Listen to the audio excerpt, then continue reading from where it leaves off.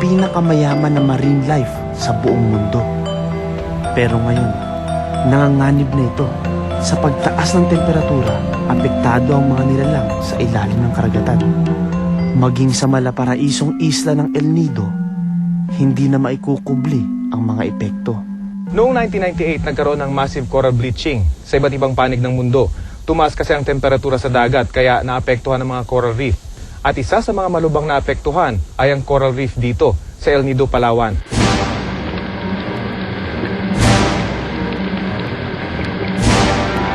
Temperatura at that time, umaabot siya an average of 33 to 34 degrees Celsius. It's beyond normal kasi normal lang po natin dito is nasa 21 to 30 degrees Celsius. So yung increment ka ng 1 to 3 degrees, malaking epekto na sa kanila yan? Malaking epekto na yan.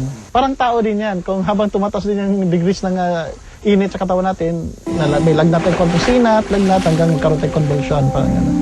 Ang corals kasi animal yan. Kapag mamamatay sila sa sobrang init, mamumuti siya. Mahalaga ang papel na ginagampanan ng coral reefs.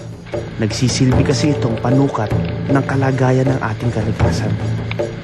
Pag mamumuti siya, syempre wala na yung nutrients, wala nang pagkain na pwedeng kakainin ng mga tinatawag nating reef fishes or other marine life na nakatira doon sa mga corales. Wala na din makain yung mga commercially important species like ito yung malalaki, itong tangigit, tuna, bisugo, yung makikita natin sa palengke. Kapag wala silang makakain, syempre sila din mamamatay. Humigit kumulang sa 4 hanggang 8 taon ang kailangan ng mga coral reef para makarecover.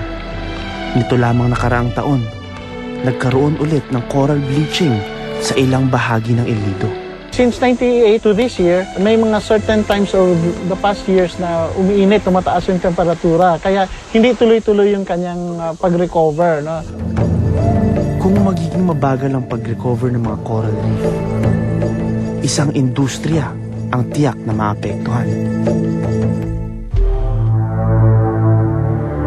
Sa isang mundong umiinit, pwedeng maging kalaban ang tubig.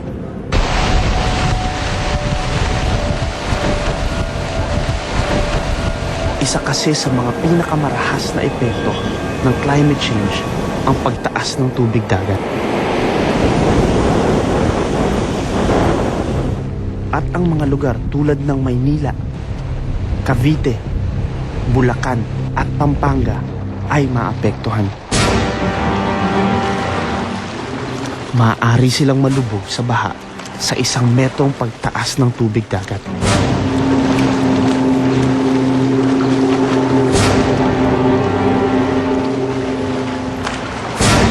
Ang manifestation ng climate change yung pagtaas ng temperatura. So, yun yung umiinit din ang tubig.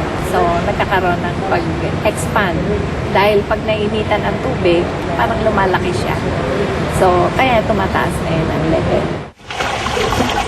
Ayon sa mga siyentipiko, tinatansya nila nga abot sa halos 2 talampakan ang pagtaas ng tubig dagat sa taong 2009. Tila maliit lamang ito, ngunit dahil patuloy ang global warming, bumibilis din ang pagkatunaw ng yelo sa polar regions.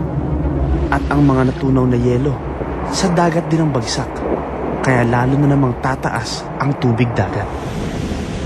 13,500 years na ang nakaraan mula noong huling beses na tumaas ng 1 degree ang temperatura ng mundo. Umabot daw noon sa 6 na metro ang itinaas ng tubig dagat.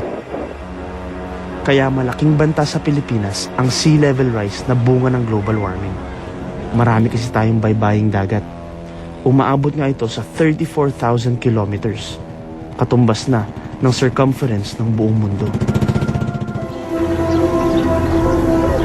Paglubog daw ng lupa ang pangunahing dahilan kung bakit daw nagkaganito ang Arctic.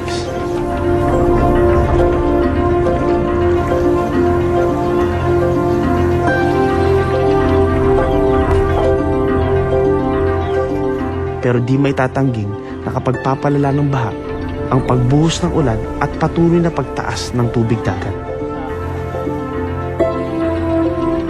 Ang unang manifestation kung bakit alam natin na yun ay dahil sa pagtaas ng tubig dagat, wala namang ulan.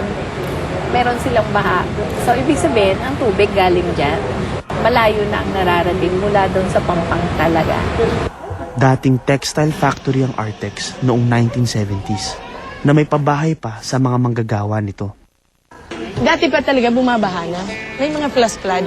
Kaya lang palibasa may operation, ayaw ng kumpanya na siyempre maapektuhan yung operation. Meron silang mga gamit o kapamaraanan para i-pump out ang tubig. Kaya maintained siya. Nang magsara ang Artex noong 1989, nagtulong-tulong ang mga taga rito para maipagpatuloy ang pumping station. Pero sa paglaon, hindi na rin nila nakayanan ng gastusin. Itinigil na nila ang pambobomba ng tubig baha noong 2005. At mula noon, hindi na naging tuyo ang lugar. Ngayon tanggap na ng mga taga-Artex na bahagi na ng kanilang buhay ang baha. Kalsada ang bahaging ito ng Artex compound pero ngayon, mga bangka na lang ang dumadaan dito dahil ito na ang kanilang pangunahing sasakyan. Pagbabangka na rin ang naging kabuhayan ng maraming tao dito. Ang mga taga-Artex kahit sa simpleng pagbili sa sari-sari store, nagbabangka sila. Ang iba naman nakahanap na ng paraan para bilhin ang kanilang pangangailangan. Kapag bumibili, maraming bahay dito ang nagkabit na ng mga tali sa kanilang kalapit na tindahan para dito na lang padaanin yung kanilang mga binili. Na ito ba yung tinapay? Bibili ka, kailangan may bangka pa. Para kapag wala kang bangka dyan at may tubig, parang putol yung isang paa mo. Tsaka hindi nakakalaro yung mga bata. Pinagtsatsagaan na lang namin kasi isa pa, wala kaming pambayad sa bahay. Oo, kaya pinagtsatsagaan na lang namin. Kahit ba, basta may bangka lang, okay lang. Sanayan lang yun eh. Posible kayang ang baha sa Artex, dry run lang para sa isang hinaharap na lubog sa tubig?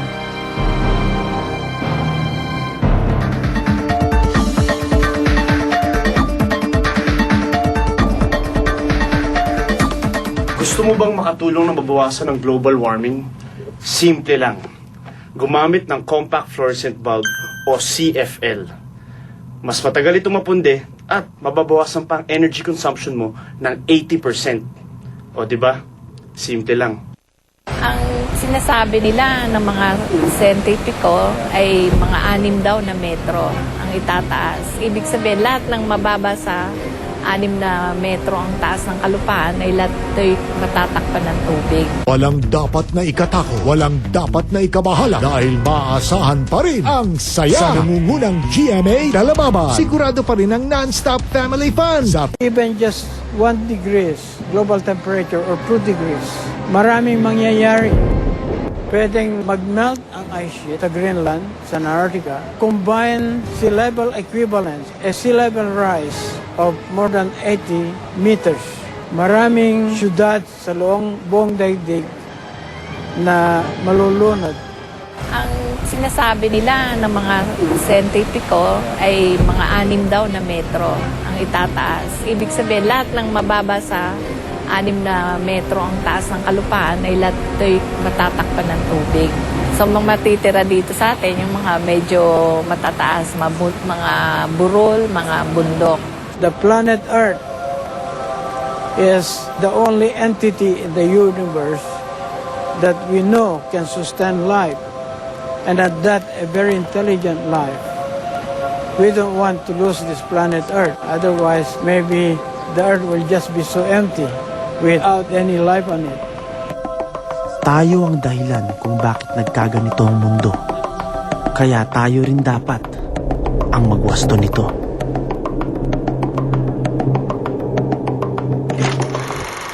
Nagpapasalamat kami na marami sa inyong nanood ng Signos nang una itong ipalabas at humiling pa ng replay, DVD at iba pang impormasyon tungkol sa ating nagbabagong klima.